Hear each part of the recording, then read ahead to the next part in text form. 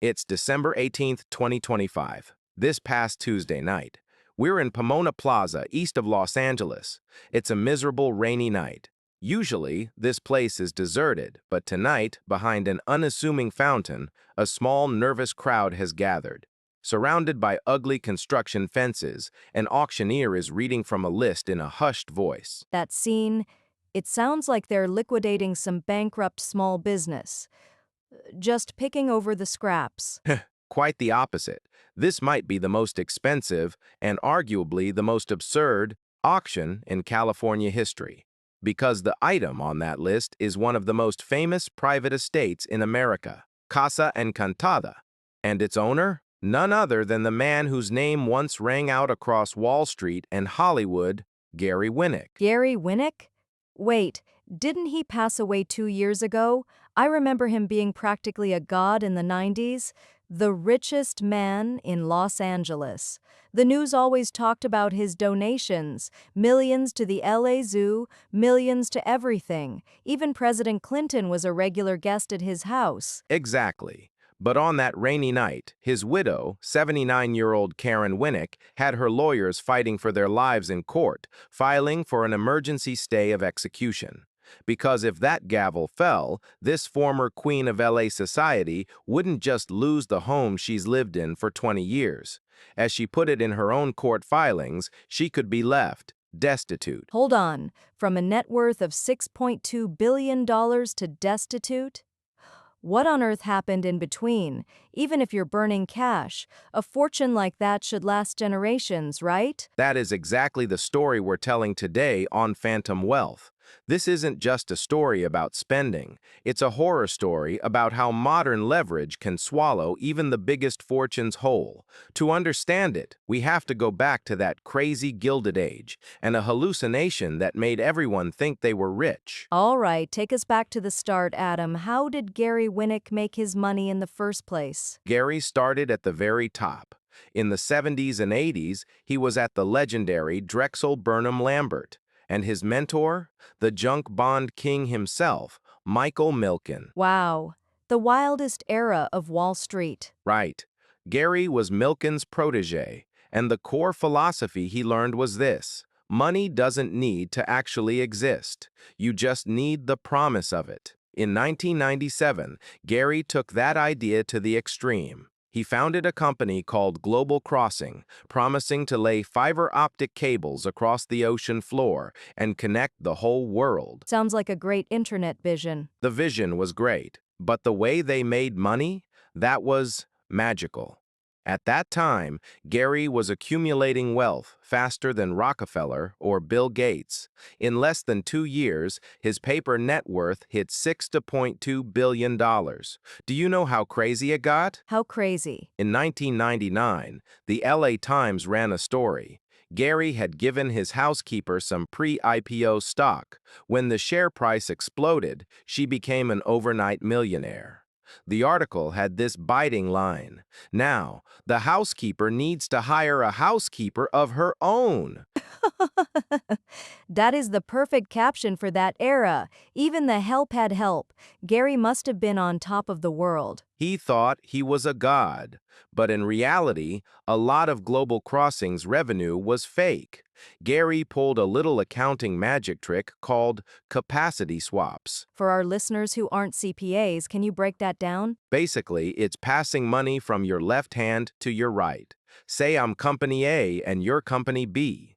I pay you $100 million for your fiber capacity, and you turn around and pay me $100 million for mine.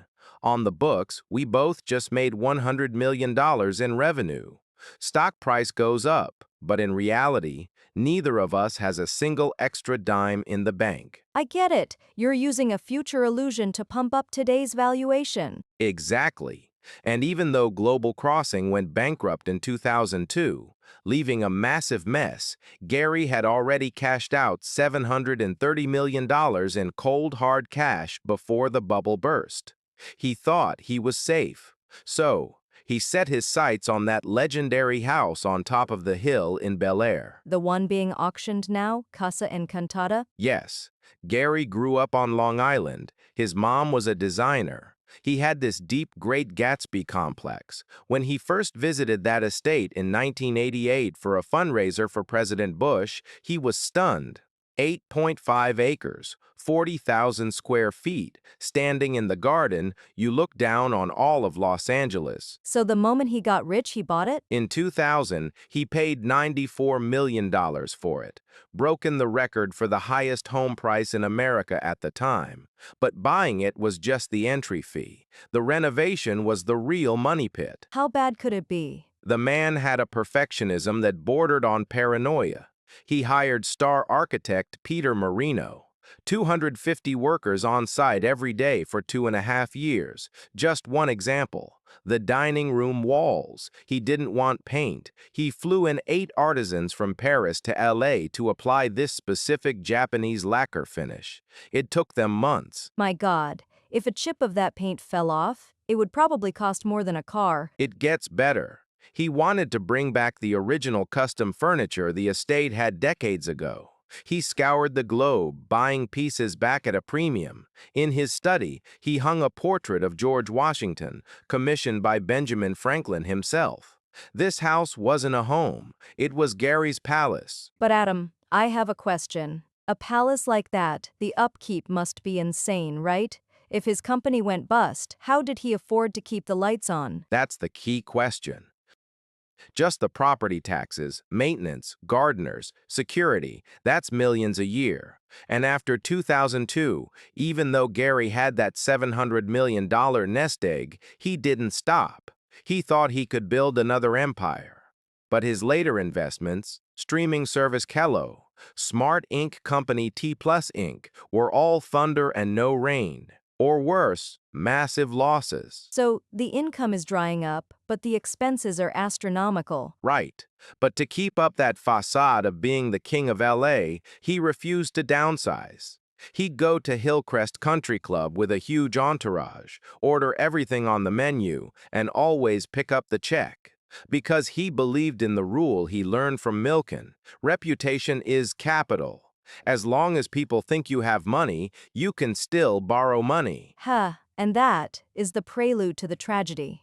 Face becomes the most expensive luxury of all. Let's fast forward to 2020.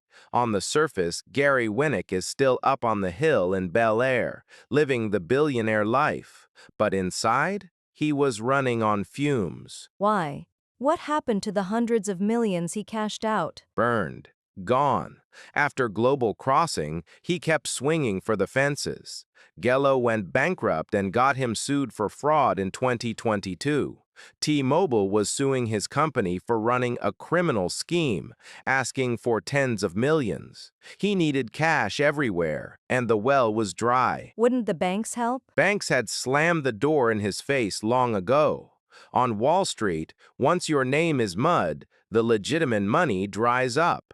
So a desperate Gary made a call to an old friend, a man named Richard Ressler, co-founder of CIM Group. An old friend? Sounds like a lifeline. Ressler was an old acquaintance. They worked together at Drexel decades ago, both disciples of Milken.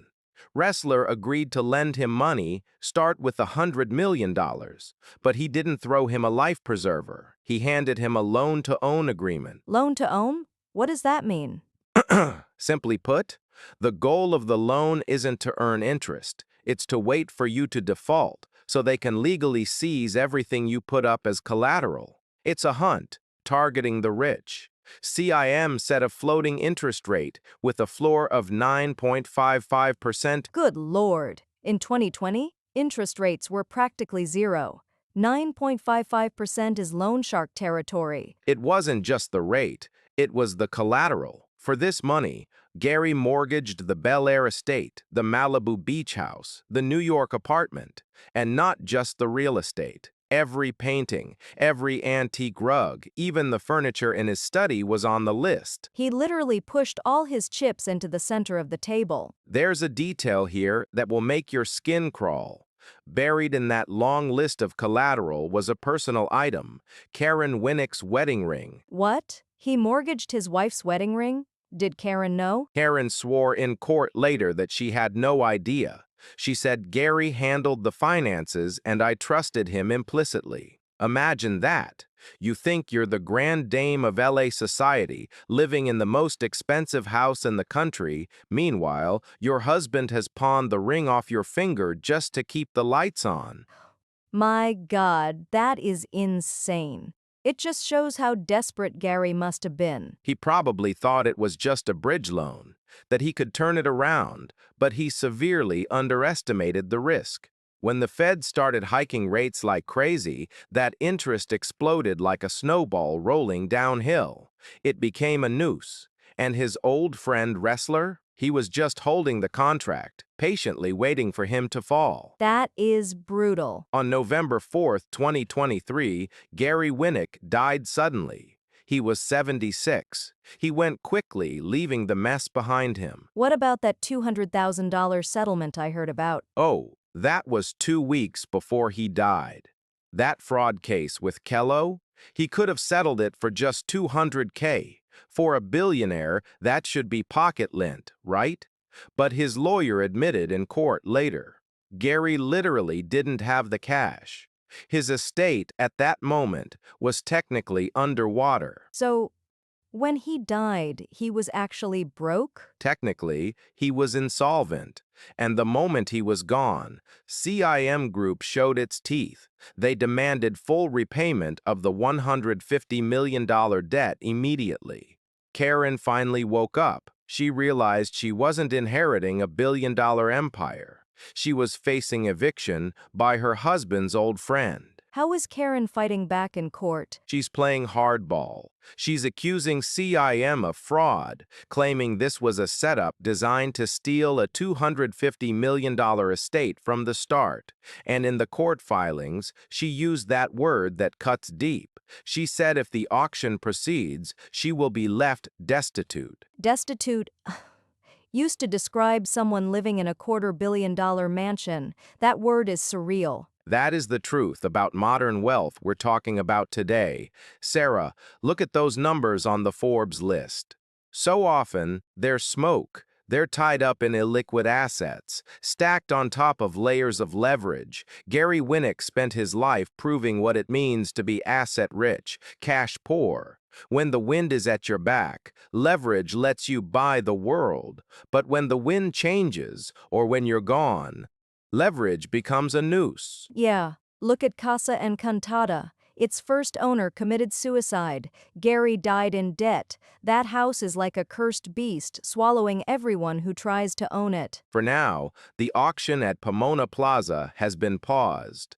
But Karen's war isn't over. Even if she keeps the house, that wedding ring listed on the collateral contract, can she ever get that back?